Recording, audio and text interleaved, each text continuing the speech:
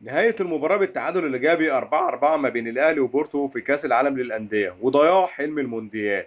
الأهلي يتعادل في مباراة سهلة جدا وأخطاء ساذجة جدا جدا منذ مغادرة سيد عبد الحفيظ للنادي الأهلي، ودي كانت أكبر خسارة للنادي الأهلي. أوضة اللبس واضح إن هي مش مظبوطة. النادي الأهلي النهاردة اللعيبة عندها كمية استهتار غريبة. مفيش حد قدر يعوض المكان دوت بعد سيد عبد الحفيظ. لا الكابتن محمد يوسف ولا الكابتن محمد رمضان ولا اي حد عارف يعوض. اتمنى ان اداره النادي الاهلي تلاقي حل للموضوع دوت، لان ده اللي هيأثر علينا فيما بعد. الشناوي انا بصراحه مش فاهمك. اوقات كتيره جدا بتبقى حارس كبير جدا واحسن حارس في مصر، واوقات كتيره جدا بتبقى زي النهارده كده لبستنا جونين. الجون التاني سهل جدا يعني على اي حارس مرمى، والجون الرابع الكره متشاطه من بعيد وسهله. انا مش عارف بصراحه، جونين ما يخشوش في حارس مرمى ناشئ، ولكن قدر الله ما شاء فعل.